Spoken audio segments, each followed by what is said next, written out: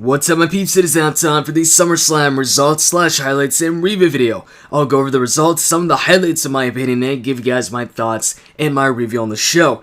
So it starts off, of course, with the Kickoff show. The Kickoff panel goes over all the matches, and then once they get to Cesaro versus Kevin Owens, Booker T mentions Owens and jealousy, so Kevin Owens hears that and he approaches the Kickoff panel, and he accuses them all of being a part of the Cesaro section.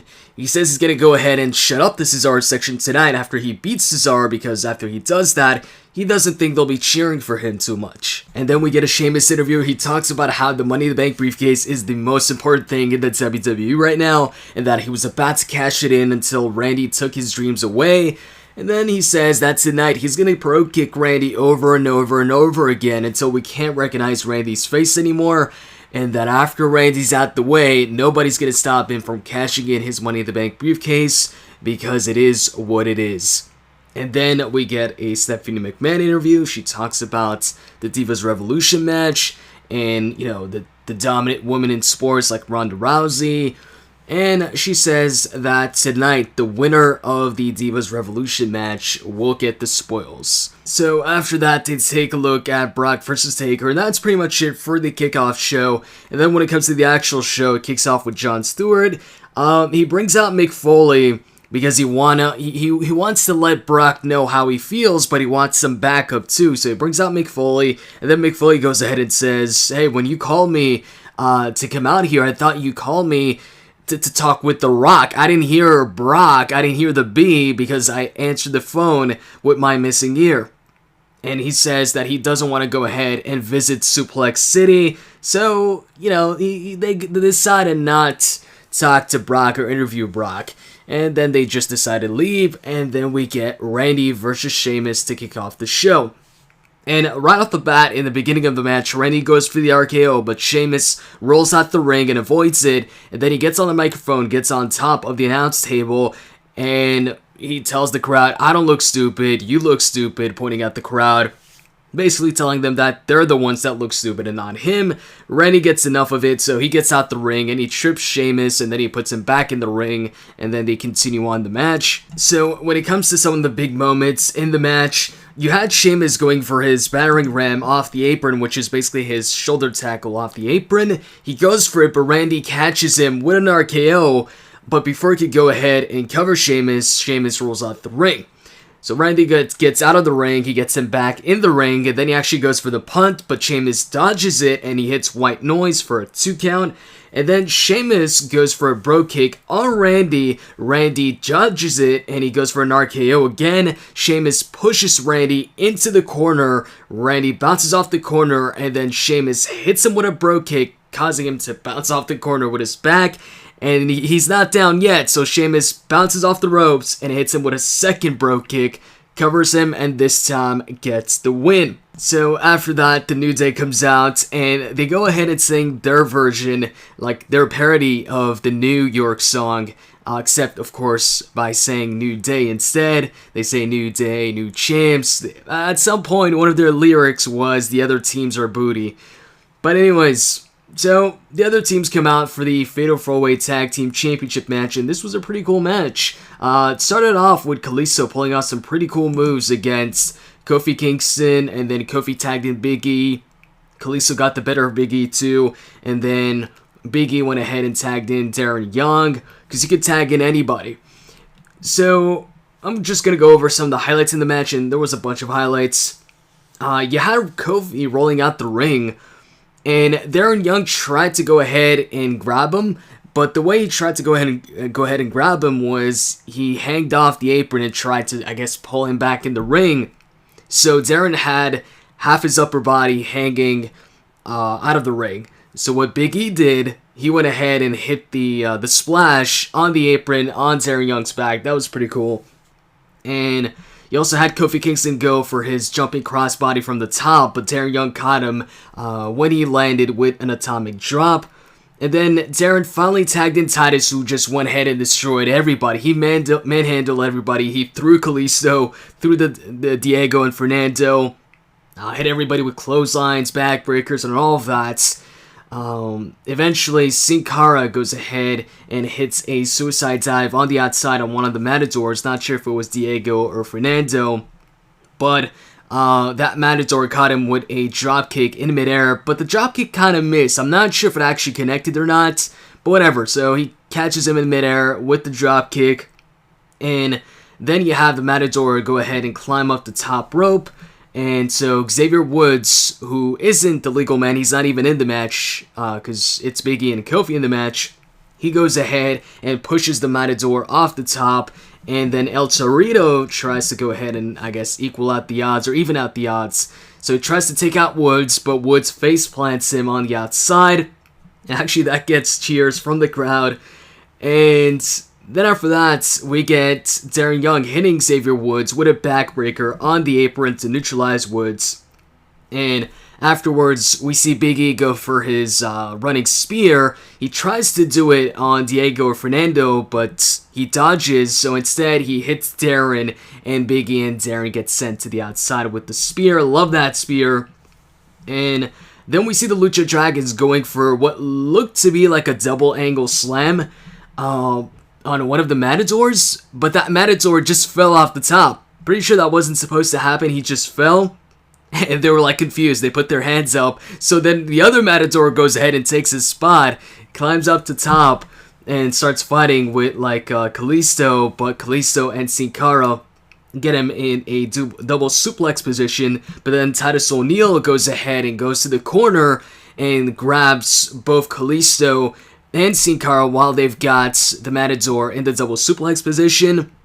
And then before he goes ahead and hits the double powerbomb into a superplex, Kofi Kingston tags himself in by slapping the back of Titus O'Neil without Titus realizing it. So Titus hits the double powerbomb, and then right after he hits that, he goes ahead and hits the Clash of Titus, and Kofi goes ahead and kicks Titus O'Neil in the face, and he steals Titus's pin by covering the Matador, gets the 3 count, and the New Day win the match and are 2-time tag team champions because New Day rocks! New Day rocks! Following the tag team championship match, it was time for Rusev versus Dolph Ziggler.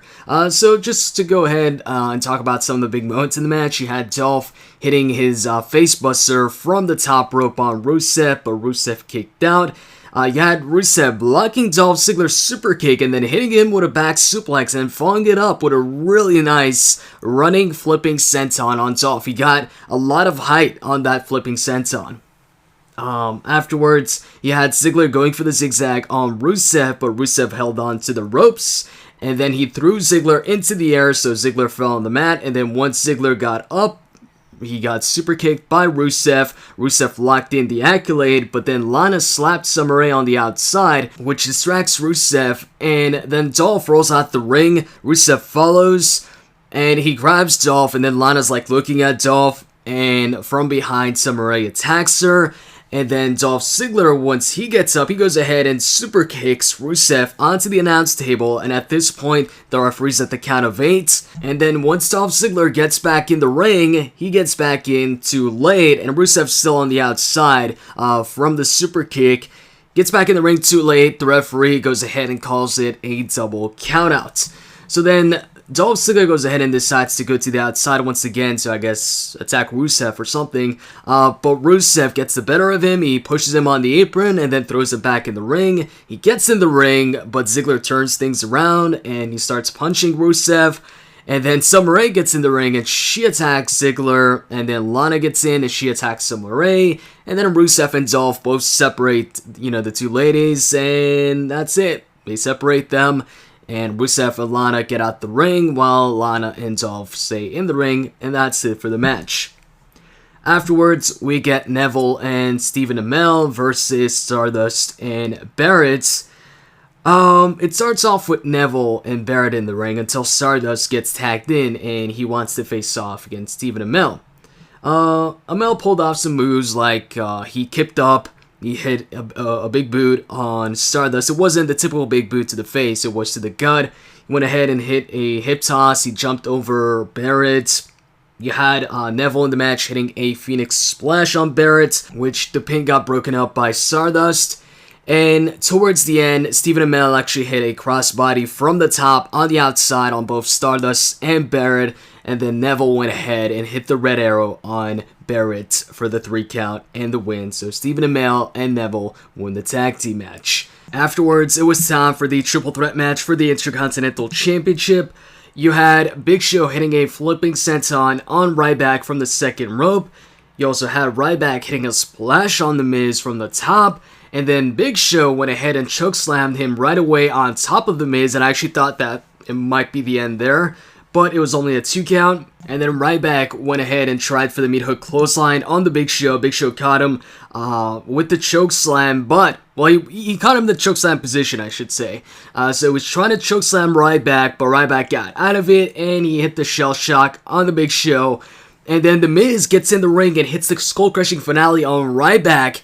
And he goes for the cover, and I'm actually thinking that he's going to get it here, but Ryback kicks out. So then he tries to go for the cover on the Big Show instead, but Big Show also kicks out, and then he goes on Ryback, and then Big Show, they all kick out. That was close. I thought The Miz could have gotten it there. And afterwards, we see the Big Show hitting the KO punch on Ryback, and so he goes for the cover, but The Miz breaks it. And then The Miz and the Big Show fight it off for just a little moment until Big Show hits the KO punch on The Miz as well.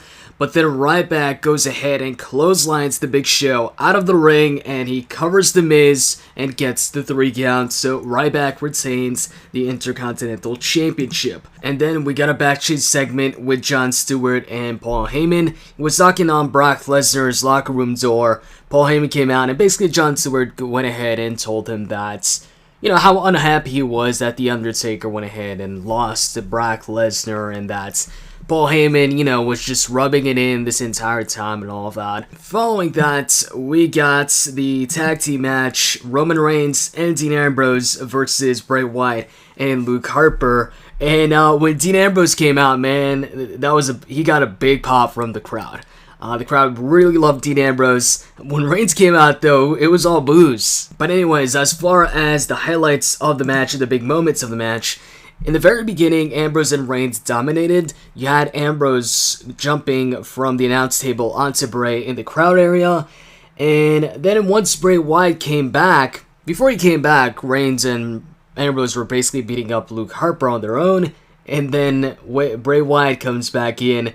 He gets on the apron for a distraction. Eventually, outside the ring, he hits Reigns with his side slam on the apron, and then Luke Harper follows it up with a suicide dive on Reigns and a super kick as well. And then Luke Harper also super kicks Ambrose, and then Bray Wyatt hits the running senton on the outside on Ambrose. And then from that point on, Wyatt and Harper just dominated Ambrose for most of the match. They beat him up like 2-on-1, while Reigns was like out on the outside for most of the match. And what's funny is the crowd, especially on the side where Roman Reigns was laying down on the outside, they started pointing at him and they started chanting, "Roman sleeping, Roman sleeping." The commentators didn't acknowledge it, but it was pretty funny. And shortly afterwards, he got up and got on the apron. Anyways, so once Reigns gets on the apron again, Ambrose goes ahead and hits the rebound clothesline on Bray, and he tags in Reigns. Reigns gets in, and Harper right away tries to hit Reigns with a sit-down powerbomb.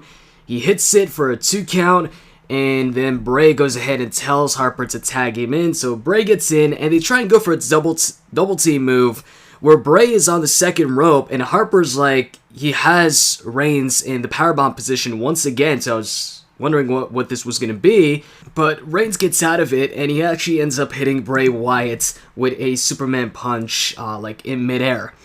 And then afterwards, he gets Bray Wyatt in an electric chair position, and Ambrose climbs up the top rope and hits an elbow from the top, so they end up hitting a double team move on Bray and Harper. And then Harper goes ahead and tries to hit the powerbomb. He tried for a lot of power bombs in this match. Trying for a sit-down powerbomb on Ambrose. Reigns stops it by hitting him with the Superman punch. Bray Wyatt goes ahead and tries to hit Sister Abigail on Dean Ambrose, but Ambrose counters, and then he hits Dirty Deeds on Bray. Goes ahead and tags in Reigns. Reigns sets up for the spear, he hits it, 1, 2, 3, Roman Reigns and Dean Ambrose win the tag team match. And then it was time for the WWE Championship match, the WWE World Heavyweight Championship match, and US title match, the winner takes all match between Seth and Cena. And this was an awesome match. This was a really, really good match. I really mean it, guys. The ending, though, I'll talk about that a bit later. So anyways, highlights of the match. First off, Seth Rollins comes out in an all-white attire with the gold strip. So that was unexpected there. But yeah, white attire. So right off the bat, towards the beginning of the match, Rollins counters John Cena's 5-knuckle shuffle attempt with a kick to the head, and then he tries to go for the pedigree, but John Cena backdrops him, and then Rollins lands on his feet from the backdrop. Cena then hits him with the springboard stunner, although the stunner was pretty sloppy. It didn't... See, that's the thing with the stunner, like 80% of the time, not the usual stunner, but the springboard stunner that Cena does, 80% of the time he does it, or even more than that, it just looks sloppy and it doesn't look like it connects. But anyway, so he hits it, and then he follows it up with the 5-knuckle shuffle. He goes for the attitude adjustment, but Seth Rollins gets out of it. And then shortly after, Seth Rollins hits John Cena with a running shooting star press. Not from the top, but actually a running one. Kind of like you see in WWE 2K15, the game. At some point, you had Seth Rollins putting John Cena upside down in the corner. And then he jumped from the top, hitting him with a stomp. That was pretty cool. He covered Cena afterwards, and Cena kicked out. Right before hitting the stomp, he went ahead and did the "You Can't See Me" to John Cena. Then John Cena hit an attitude adjustment out of nowhere on Rollins, but Rollins kicked out. And then Cena countered Rollins' pedigree attempt and hit him with an electric chair facebuster. Rollins then kicked out of John Cena's top rope leg drop. And then Cena tried to go for the attitude adjustment from the top like he did to Kevin Owens at the last pay-per-view. But Rollins countered it. He was about to botch the counter, though. He was about to botch it, but he ended up hitting the powerbomb into the turnbuckle on Cena. And then he climbed up the top, and he hit a frog splash from the top. And he got a lot of height on that frog splash. Now, once he hit it, he covered Cena. Cena kicked out, and then Cena rolled out of it, or rolled while holding Seth Rollins, like he does when people hit him with crossbodies, and then he turns it into the attitude adjustment. He does that, and he tries to go for the AA with Seth Rollins, but Seth Rollins flips out of it, and then he hits him with an enziguri. And then Rollins goes ahead and catches Cena the same way Cena catches people when they go for a crossbody or whatever. And he throws him over his shoulder just like John Cena does. And Seth Rollins hits Cena with the attitude adjustment. He then goes for the cover and Cena kicks out. That was pretty damn cool. That was one of the cooler moments in the match. And then Seth Rollins went for a Phoenix Splash. Cena rolled out of it, but Seth Rollins landed on his feet, but he got put in the STF. Rollins eventually kicks Cena off, and then Cena goes for the attitude adjustment once again, but Rollins gets out of it, he goes for the pedigree, and Cena gets out of it, and he locks in the figure 4. And then you know how whenever they lock in the figure 4, they say if you turn it around, the pressure is then onto the guy who initially put on the figure 4. That's what Seth Rollins does. He turns it around, thus, I guess, putting pressure on Cena instead. But Cena eventually gets to the ropes. And then Rollins hits... This was pretty cool too. He hits John Cena with a superplex from the top, and then right away, you know how Eddie used to do the Three Amigos, the suplex after the suplex after the suplex while not letting go?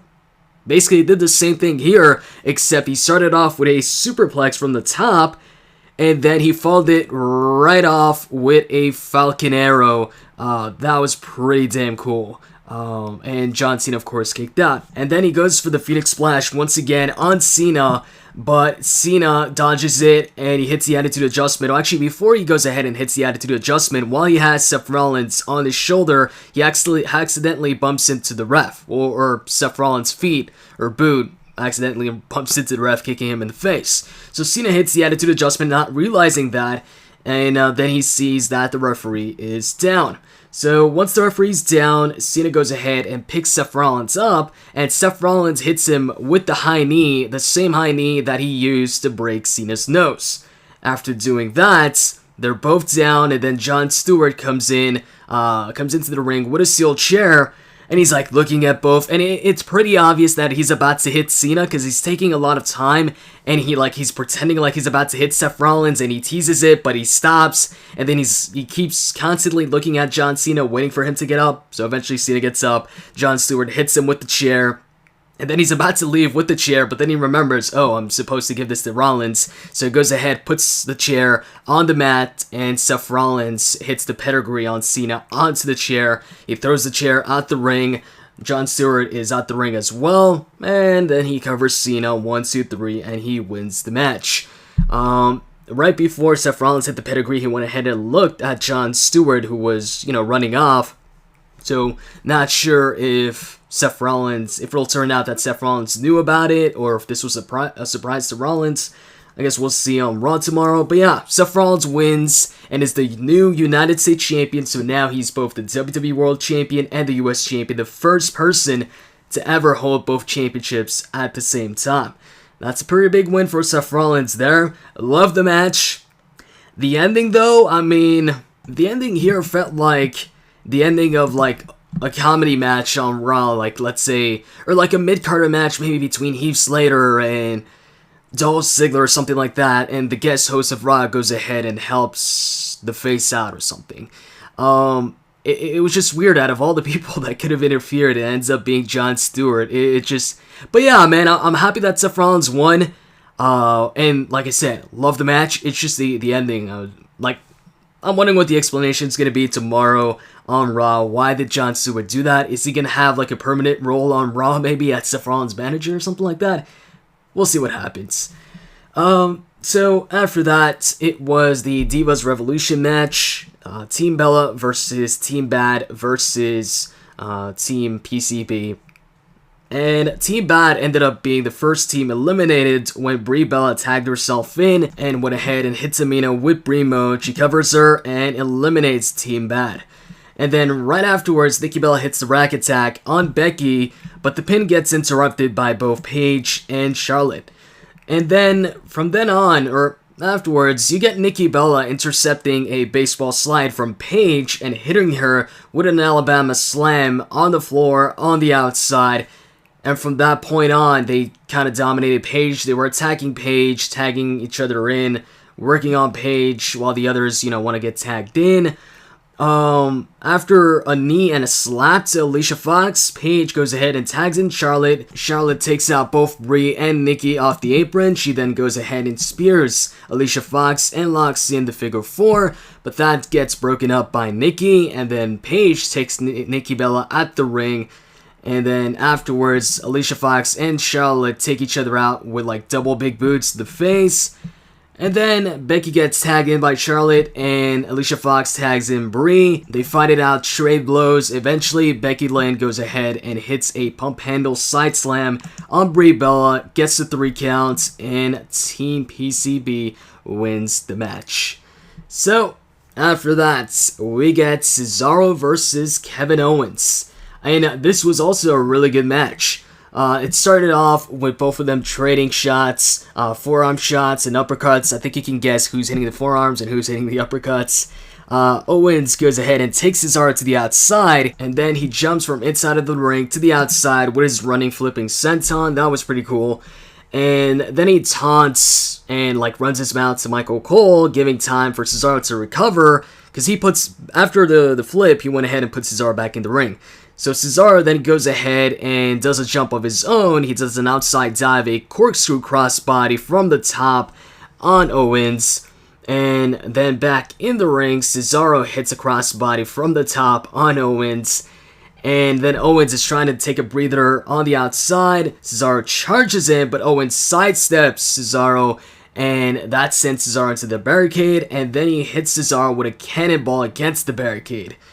And then back in the ring, Owens hits Cesaro with a spinning torture rack into a neck breaker. So kind of like a TKO, but a reverse TKO. And then he hits Cesaro with a front flip leg drop, kind of like Booker T's Houston Hangover, except not from, the top rope. And then after that, we get Cesaro hitting a gut-wrench suplex from the top for a 2 count.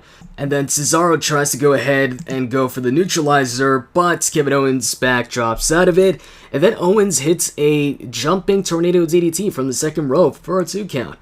Owens then goes for the moonsault, but he misses it. Cesaro hits Kevin Owens with a running uppercut in the corner, and then he throws him into the other corner, goes for another one, but Owens catches him with a super kick, goes for the cover, but Cesaro kicks out. So there's a lot of action in this match, a lot of cool spots. Kevin Owens then tries for the pop-up powerbomb, but Cesaro holds on to the ropes, and then he goes ahead and springboards off the ropes and hits the 360 uppercut on Kevin Owens. And then Owens goes to the outside once again, trying to take a breather, and Cesaro just runs up to him, charges him, and hits him with another 360 uppercut against the barricade, and that takes Owens down. And then back in the ring, Cesaro locks in the sharpshooter, but KO gets to the ropes. And then KO tries for his top rope suplex slam on Cesaro, but Cesaro stops him with a drop kick. Cesaro goes for a move of his own from the top. It looked like he was going to go for maybe a superplex or something, or, a double underhook suplex. But Owens pushes him off, so Cesaro lands nuts first into the ropes.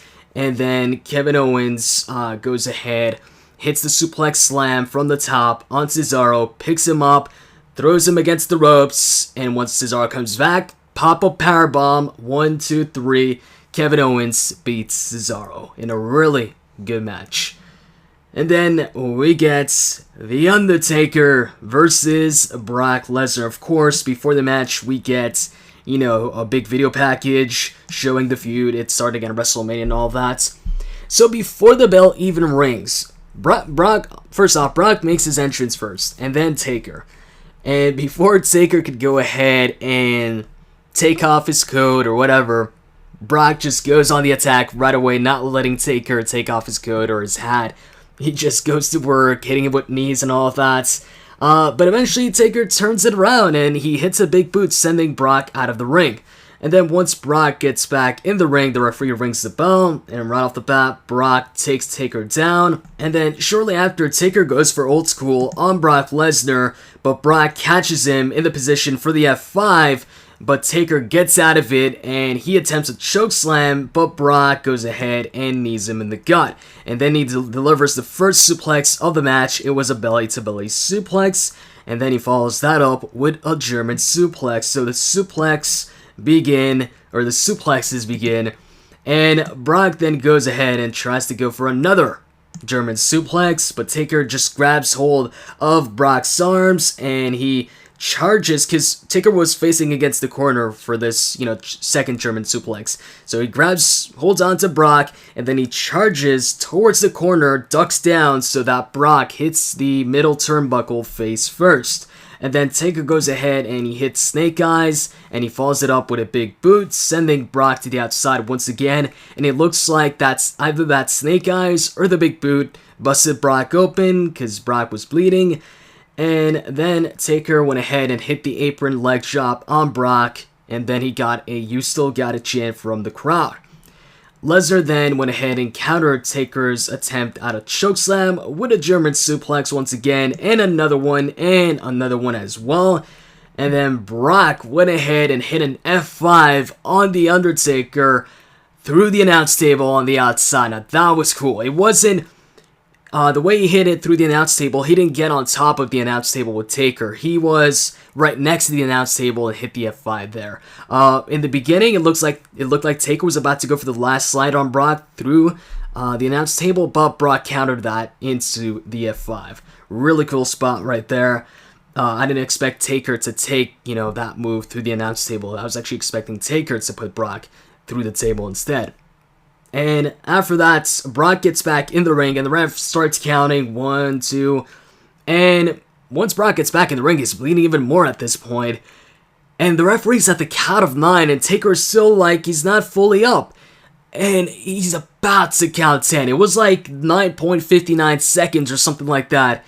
and Taker finally gets back in the ring. He barely, that was the closest. I've seen some close ones before where like Roman Reigns and Kurt Angle, but this was, I think, it was definitely the closest thing to a 10 count ever without actually being a 10 count. So Taker makes the count, gets back in the ring, and then at this point, Brock is like, I'm gonna kill you. He's like, I'll kill you.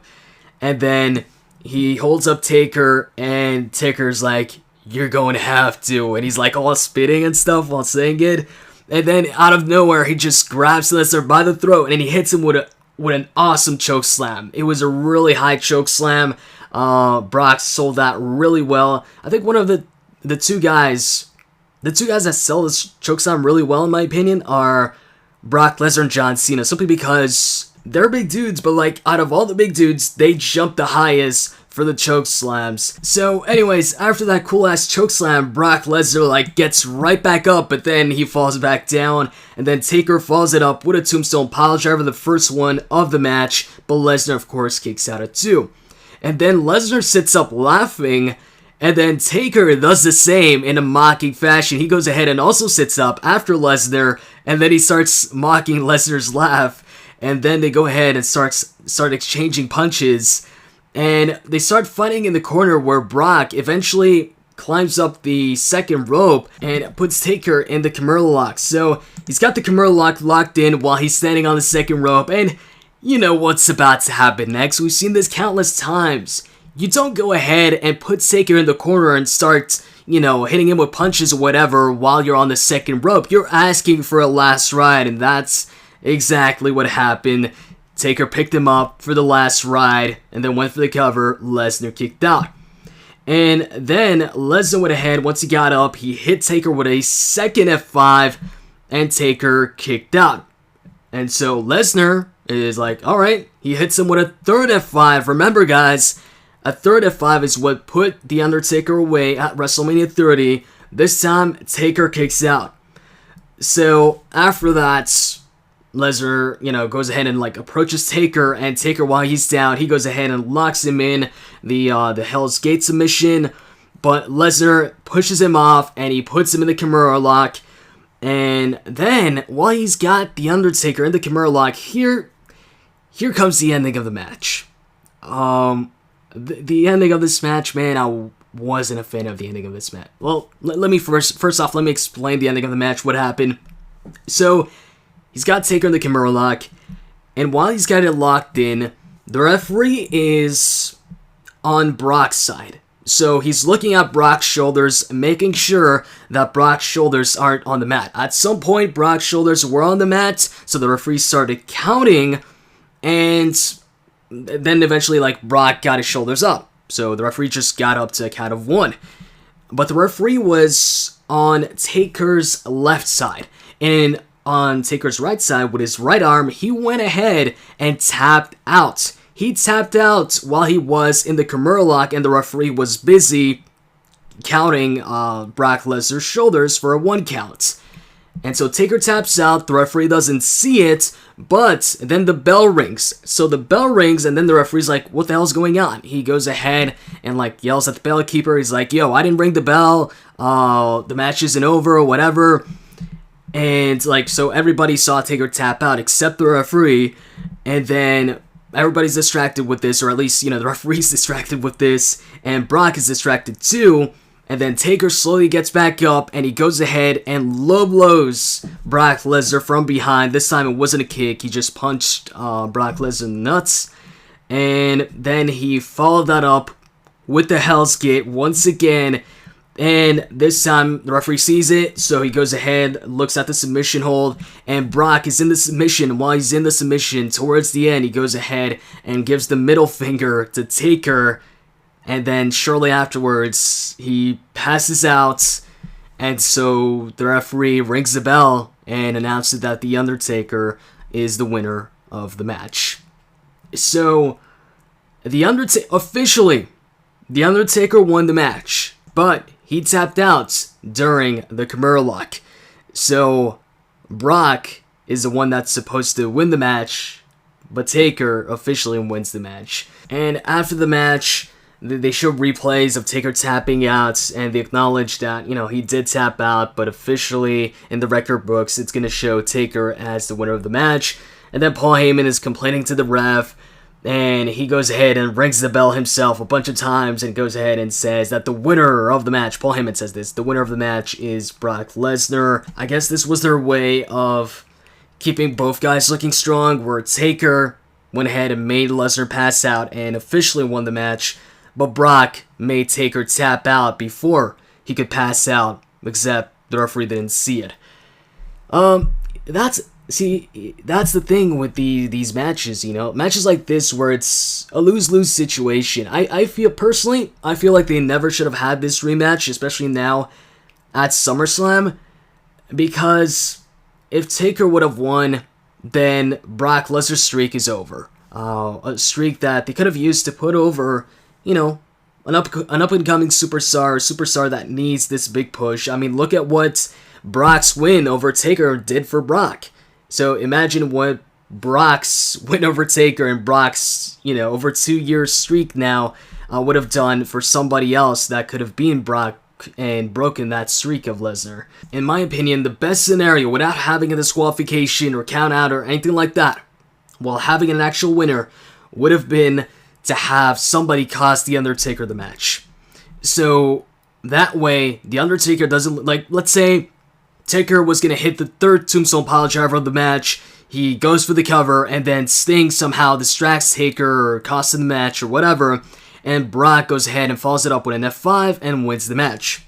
That way, Brock Lesnar keeps his streak, so he's still undefeated since beating the streak, nobody's beaten him yet, and The Undertaker doesn't look weak because, to many, he was about to win the match because he just hit the third Tombstone Piledriver, and if it wasn't for Sting or whoever, interferes, then he would have won the match. And at the same time, on Brock's side, people would have been like, maybe Brock was going to kick out, So, to me, that would have been the best scenario for the rematch.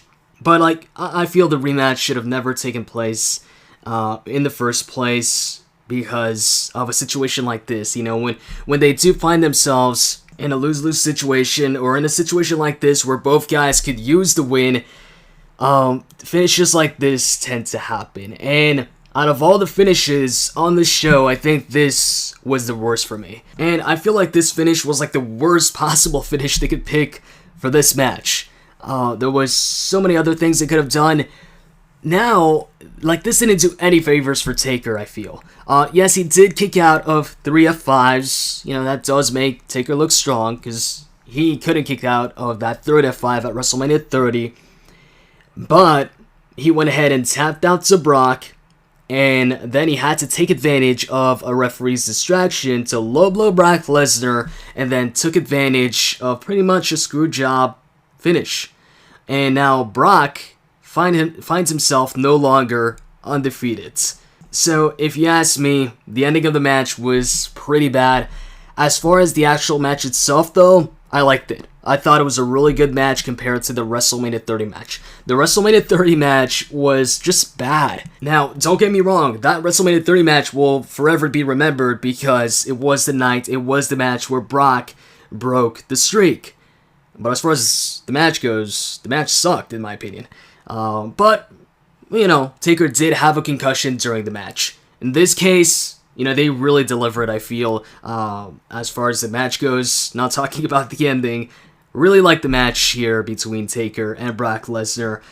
Definitely exceeded my expectations. And Taker taking the F5 through the announce table, I didn't think he'd take that bump, so that was a pretty cool surprise there. As far as the other matches, the WWE World Heavyweight Championship match, awesome match. The ending too, I thought was the ending wasn't that great. There was a lot of matches on the card with pretty bad endings. I mean, the Taker versus Brock match, the Seth Rollins versus Cena match. But no, here's the thing with the Seth Rollins versus Cena match and why I think it's not, as bad of an ending as let's say the Taker and Brock match. For one, there was no streak on the line or anything like that, and we don't know yet why Jon Stewart did what he did, so we should wait for the explanation on Raw before saying anything. As far as the match, Rollins vs. Cena, awesome match. Probably the match of the night for me. Yeah, I think I'll call it the match of the night. And then you had the Rusev and Dolph Ziggler match, which ended in a double countout. Now, I felt Rusev should have just won the match, but I'm glad at least Rusev did not lose the match, but I would have preferred Rusev winning rather than, a double countout. Felt that was kind of a weak finish. Pretty sure this is leading to a mixed tag team match at Night of Champions, but they could have just had Rusev win because of distraction from Summer Rae, and because of that, Lana goes ahead and challenges Summer Rae, and then they booked the mixed tag team match for Night of Champions. Loved the fact that the New Day are the new tag team champions, 2-time tag team champions now. That Fatal 4-Way tag team match was good, and I love the ending as opposed to, the other matches where the endings weren't that great. The triple threat match, Ryback versus Big Show versus The Miz, I thought that was an okay match, but it was just a lot of finishers. I mean, Big Show hit 2 or 3 knockout punches in the match. Yeah, The Miz hitting the skull-crushing finale, the shell shock. Yeah, there was a lot of finishers, but maybe that's expected in a triple threat match, but it just felt like this one was really rushed with a lot of finishers. Alright, let's go. Yo, hit the KO punch. Yo, alright, Rafter, I'm gonna go ahead and hit the shell shock. But I thought it was okay. I thought it was better, actually, than the Reigns, Ambrose, and Bray Wyatt and Luke Harper match. That was, it's the difference between that match and the 6-man tag team match that the Wyatt family and the Shield had there was a big difference there. So Seth Rollins, the extra participant in each team, made a really big difference. Also, the Wyatt family's been looking pretty weak since reuniting. I mean, they just reunited at Battleground, and since then they've lost every single match they're in. They've won maybe one match on maybe a Raw or something, and then they lost every other match. Then when it comes to Sheamus versus Randy, I think the match they had at Battleground was better. Maybe the ending sequence for this one was better, because I preferred the Sheamus pushing Randy into the turnbuckle and then following it up with 2 brogue kicks in a row than the RKO after the, I don't know. Both endings I thought were good, but I think the match at Battleground might have been better. And when it comes to Stephen Amell and Neville versus Stardust and Bad News Barrett or King Barrett, you know what? Stephen Amell actually, exceeded my expectations. I'd say he was the best celebrity guest host in the ring out of all the guest hosts that they've had. Well, he wasn't the guest host at SummerSlam, but you know what I'm talking about. He pulled off some, pretty cool stuff. But apart from that, I wasn't really interested in the match, so I can't say it was a good match. I wasn't really into it, because I knew going into it, and I think everybody knows this, that he was going to win. And this isn't something that leads to a big storyline, or it's not a part of a big storyline. It's just a one-time thing, so it's hard for me to get into those type of matches. But he did pull off some cool stuff. And the Divas match, Now, going back to the main event one more time, Brock versus Taker, I will say one thing about the finish, though. Despite Brock no longer having his streak, he still looks like a beast, because he still made Taker tap out, and so he looked like the better man in that match, despite officially losing. So, as far as the rating for the show, I give it somewhere between a 7 to 7.5 on 10. The endings for Rusev and Dolph, but especially for Taker and Brock and Seth and but especially Taker and Brock, man, that ending that lowered the score. But yeah, 7 to 7.5 on 10. Oh yeah, and Owens versus Cesaro was a really good match. It did seem like they were rushing at times, especially in the beginning, because they were pulling off some high spots, some big spots right from the get-go early on. So it seemed like they were, rushed for time. But it was a good match. It was a really good match for the time they got. Anyways, as far as the match of the night goes, I would go ahead and give that to Cena versus Rollins. Highlight of the night, Seth Rollins going ahead and copying John Cena's Attitude Adjustment. Not just because he copied the Attitude Adjustment. A bunch of people have done that. I mean, Kevin Owens just did that the last pay-per-view and the one before that too. But the way Seth Rollins did it, man, Seth Rollins really impressed me tonight at SummerSlam. I know he's really talented, but he really put on a great performance in his match against John Cena. And also, the New Day as the new Tag Team Champions. For me, these are the two highlights of the show. And also Brock versus Taker being a lot better than the WrestleMania 30 match. So that's pretty much it. Let me know which match you thought was the match of the night. For me, it was Cena versus Seth Rollins. I hope you guys enjoyed this video. If you did, as always, you can click that like button down below. And I'm out. See you guys.